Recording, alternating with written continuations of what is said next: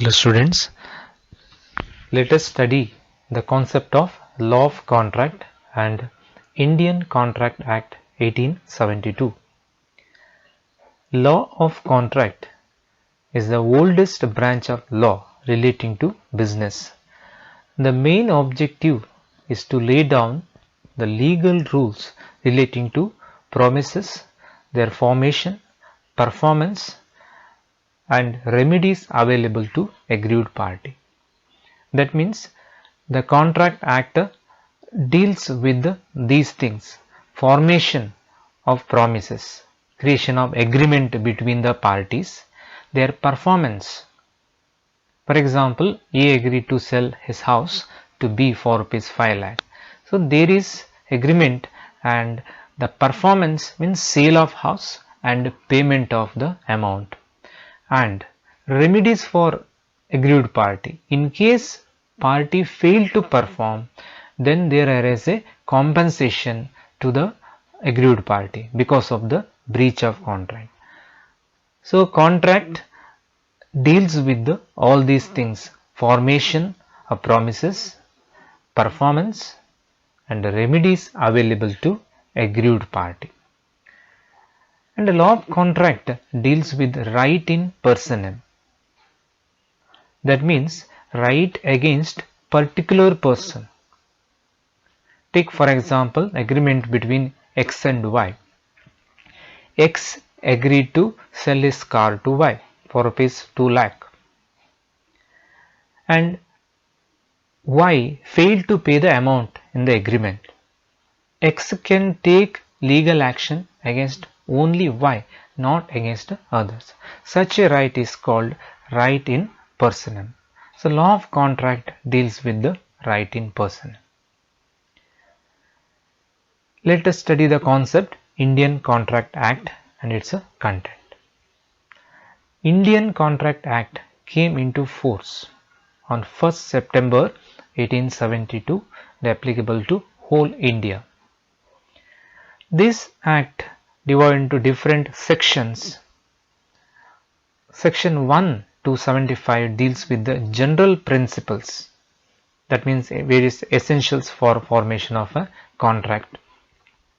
Section 124 to 147 deals with the contract of indemnity and guarantee. We will study these aspects as a separate unit. In simple word, this contract deals with the agreement between two parties where one party agreed to compensate the other party in case of any losses. And section 148 to 181 deals with the contract of bailment and pledge. It is also studied in separate chapter.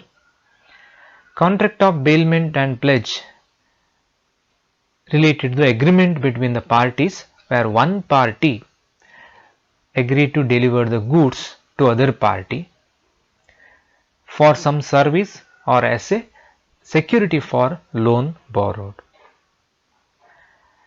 And section 182 to 238 deals with contract of agency. This is also studied in separate unit.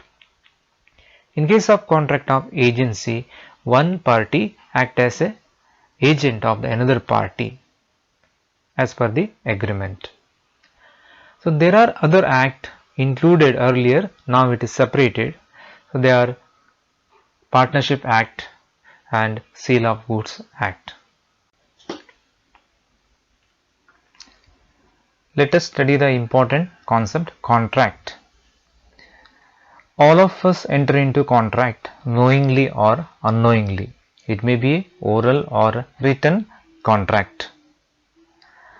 In simple word, contract is an agreement which is supported by legal obligation. According to section 2, subsection H, a contract is defined as an agreement enforceable by law.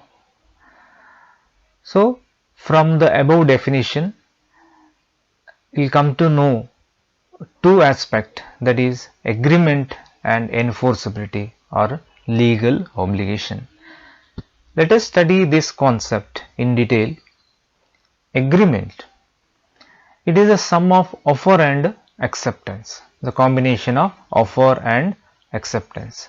Offer or proposal, they convey the same meaning. It is the expression of the willingness by one person with another person to do something. If another person gives his consent, then there is a acceptance. The combination of this considered as agreement. As per section 2 subsection E of Contract Act, every promise and every set of promise forming consideration for each other is treated as a agreement. So it includes one or more promises, also supported by consideration. Promise, the meaning is very simple. As per section 2 subsection B, a proposal when accepted becomes promise. A proposal or offer when accepted becomes promise. Or in other words, promise is accepted proposal. And when promise includes consideration for each other, so there is a agreement. The consideration, nothing but the benefit which moves from one party to other party. For example, A agreed to sell his house to B for rupees 5 lakh. Then A get the benefit, that is the amount, and B get the benefit called house.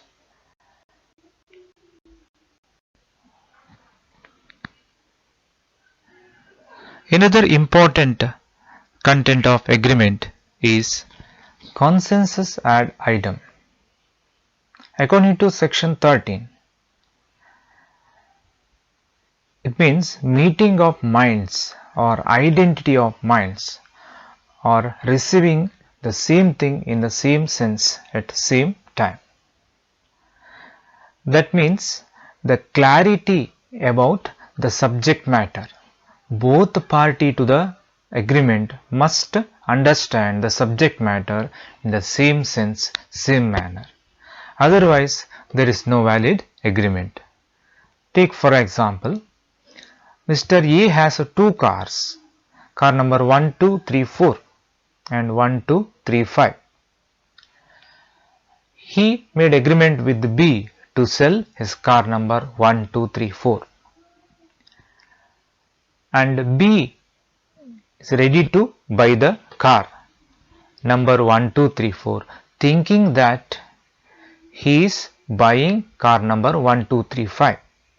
So in this agreement, there is no clarity about the subject matter.